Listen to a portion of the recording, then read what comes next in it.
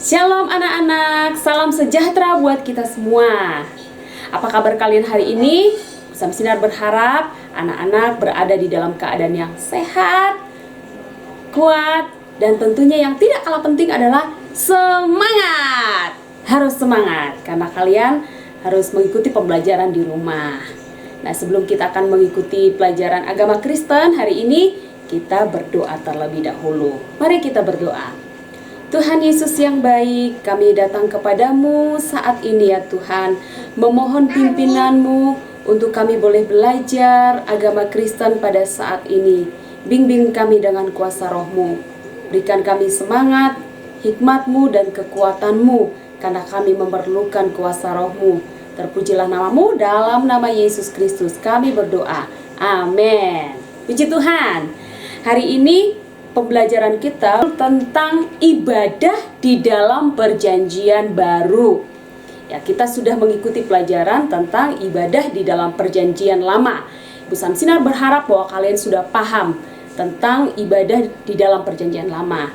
Nah, karena kalian sudah paham, kita akan melanjutkan pelajaran kita tentang ibadah dalam perjanjian baru. Nah, anak-anak, hari ini kita akan belajar tentang ibadah dalam perjanjian baru. Minggu-minggu yang lalu kita sudah belajar tentang ibadah dalam perjanjian lama. Ibu Samsinar harap kalian sudah paham tentang akan hal itu. Nah, untuk pelajaran hari ini dan pelajaran selanjutnya, kita akan belajar tentang ibadah dalam perjanjian baru.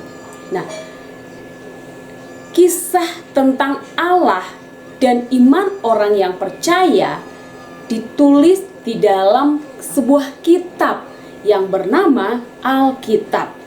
Alkitab adalah firman Tuhan yang ditulis oleh manusia dengan pimpinan Roh Kudus. Nah, Alkitab dibagi di dalam dua perjanjian. Perjanjian pertama adalah perjanjian lama, kemudian yang kedua adalah perjanjian baru.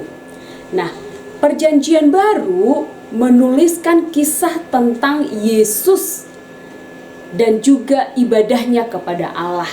Dalam perjanjian baru juga berbicara tentang kehidupan jemaat yang mula-mula. Mereka berkumpul, mereka berdoa, dan mereka saling mengasihi satu dengan yang lain.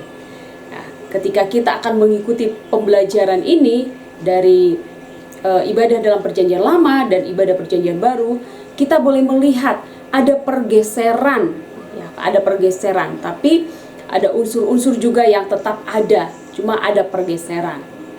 Nah, kita akan melihat Yesus dan ibadah di sinagog. Sinagog itu adalah nama tempat beribadah orang Yahudi. Di sinagog mereka bersekutu, berkumpul bersama. Untuk apa? Membaca Taurat. Nah, setiap sinagog dipimpin oleh seorang kepala rumah ibadah. Tugas dari kepala rumah ibadah ini adalah memimpin kebaktian dan juga menjadi penengah dalam suatu perkara. Jadi, kepala rumah ibadah ini tugasnya sangat penting. Nah, kalau kita melihat ada unsur-unsur kebaktian atau ibadah di sinagog. Unsur yang pertama adalah pembacaan pengakuan iman Yahudi atau disebut dengan Shema. Pengakuan iman Yahudi ini diambil dari Ulangan 6 ayat 4 sampai ayat yang kelima. Isinya, dengarlah hai Israel, Tuhan itu Allah kita, Tuhan itu Esa. Kasihilah Tuhan Allahmu dengan segenap hatimu dan dengan segenap jiwamu dan dengan segenap kekuatanmu. Nah, ini disampaikan di dalam setiap ibadah yang dilakukan di sinagog. Unsur yang kedua adalah doa. Unsur yang ketiga ada pembacaan hukum Taurat atau kitab para nabi. Unsur yang keempat ada yang namanya targum atau penjelasan atau tafsiran dari pembacaan kitab yang dibacakan pada saat itu. Unsur yang kelima ada doa berkat. Nah, di dalam ibadah di sinagog, pembacaan kitab suci itu adalah pusat dari ibadah atau inti dari ibadah. Di dalam kitab Injil mencatat sinagog terdapat di Nazaret, di Kapernaum, dan ada di beberapa tempat ya dalam kitab Injil Matius 13 ayat 54 ya, ada beberapa sinagog yang terdapat di Nazaret ya, kemudian di Kapernaum. Nah, Yesus seringkali mengunjungi sejumlah sinagog pada saat itu.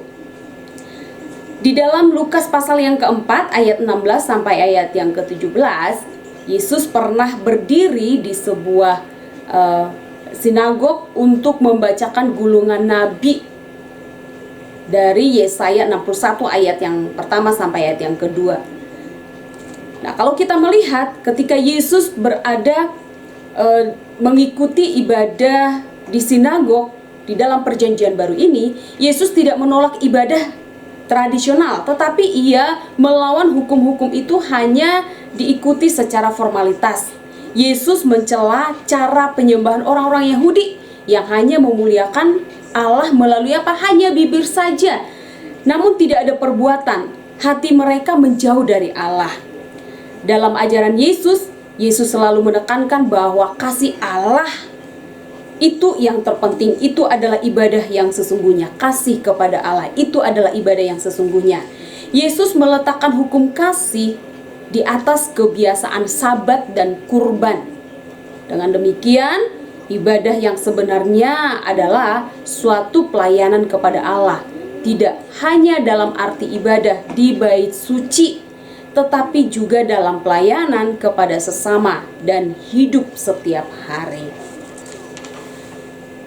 Ibadah gereja perdana atau gereja mula-mula. Masih ingatkah kalian tentang kisah tentang Yesus yang terangkat ke surga? Yesus naik ke surga? Pasti ingat ya. Nah, ketika tiba hari Pentakosta, pengikut Yesus mendapat sebuah misi. Untuk apa? Untuk bersaksi tentang Yesus dan pengajarannya. Walaupun Yesus tidak hadir lagi secara fisik bersama-sama dengan muridnya, namun Roh Kudus sebagai penghibur dan penolong ada bersama-sama dengan para murid Yesus yang akan terus melanjutkan karya Yesus di tengah-tengah dunia ini. Nah, di dalam Kisah Para Rasul pasal yang pertama dan Kisah Rasul pasal yang kedua, di sana mengisahkan tentang Rasul Petrus yang diubahkan oleh Roh Kudus, sehingga Petrus seorang yang berani dan dia berkhotbah, dia menjadi kepala pekabar Injil. Dan ketika dia dengan penuh keberanian oleh kuasa Roh Kudus, dia bisa berkhotbah di tengah-tengah orang banyak, dan orang-orang banyak itu memberi diri untuk dibaptis. Dan sebanyak 3.000 orang yang datang kepada Petrus untuk dibaptis, menyerahkan dirinya untuk dibaptis. Ini adalah sebuah hal yang luar biasa ketika Roh Kudus turun atas orang-orang yang percaya. Khususnya yang kita lihat saat ini adalah Rasul Petrus yang dipakai oleh Tuhan. Nah, saat Yesus masih di dunia, Yesus dan murid-muridnya selalu berkumpul di hari pertama setiap hari Minggu. Ya, mereka datang kemana? Ke sinagog secara teratur. Tetapi setelah kebangkitan Yesus, murid-murid tidak lagi beribadah di sinagog. Nah, hal ini yang mendorong para murid-murid Yesus untuk mengadakan pertemuan mingguan untuk mengingat semua perbuatan Yesus. Itulah yang kemudian dikenal dengan kebiasaan gereja mula-mula. Mereka mengadakan pertemuan di rumah-rumah. Mereka bertekun dan mendengarkan pengajaran firman yang dibawakan para rasul. Mereka berkumpul untuk berdoa, bersatu, dan menjalin ikatan persaudaraan yang erat. Jadi di dalam kehidupan jemaat yang mula-mula ada kasih begitu ya. Satu dengan yang lain, di antara jemaat Tuhan itu saling mengasihi. Ibadah gereja mula-mula berlangsung pada hari Tuhan. Nah, hari Tuhan di sini adalah hari Minggu. Seperti yang ditulis dalam Kisah Para Rasul 20 ayat 7 ya. Di situ disebutkan hari Tuhan. Hari Tuhan di situ adalah hari Minggu.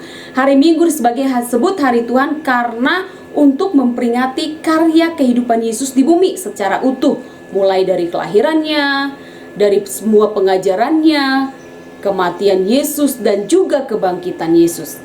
Hari Tuhan atau hari Minggu adalah hari pertama dalam satu minggu atau hari ke-8 setelah hari Sabat.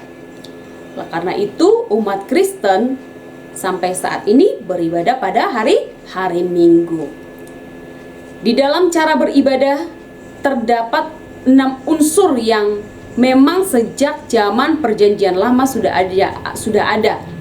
Dan tujuan ibadah adalah kepada Tuhan Yesus.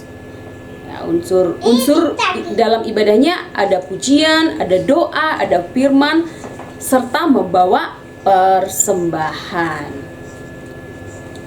Nah, kalau kita lihat lagi zaman sekarang ini ada sebuah pergeseran ya.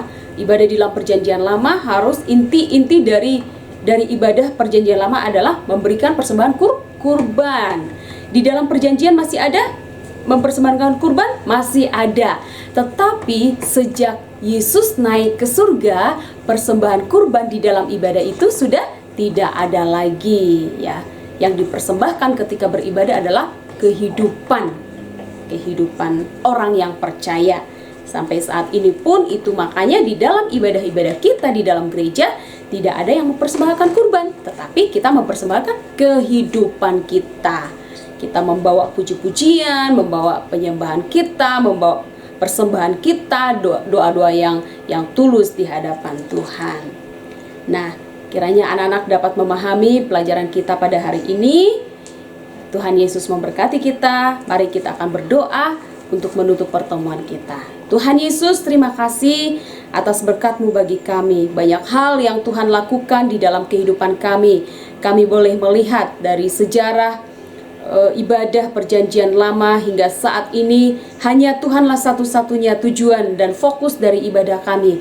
Ajar kami untuk selalu tulus, untuk selalu jujur, ikhlas, memberi yang terbaik ketika kami beribadah kepada Tuhan, supaya nama Tuhan dimuliakan. Terpujilah nama-Mu, dalam nama Yesus, berkat-Mu turun atas kami semua.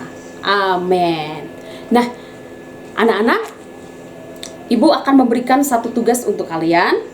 Yang pertama, membaca Kisah Para Rasul pasal yang pertama dan juga Kisah Para Rasul yang kedua. Nah, ketika kalian nanti akan sudah membaca ini, ada pertanyaan yang harus kalian jawab ya ketika kalian memahami dari kedua pasal ini. Mengapa pertumbuhan jemaat mula-mula bisa begitu pesat ya, begitu cepat? Kemudian apa yang dilakukan oleh jemaat mula-mula? Bagaimana cara mereka beribadah? Kemudian siapa yang diubahkan oleh Roh Kudus sehingga orang-orang bersedia memberi diri untuk dibaptis? Tadi sudah Ibu Samsinar sampaikan. Ya, dia diubahkan oleh Roh Kudus sehingga dia bisa membawa orang-orang untuk percaya kepada Yesus dan memberi diri untuk dibaptis kepada Yesus Kristus. Nah, ini tugasnya. Kiranya Tuhan Yesus memberkati. Salam sehat, salam semangat untuk semua anak-anak. Haleluya.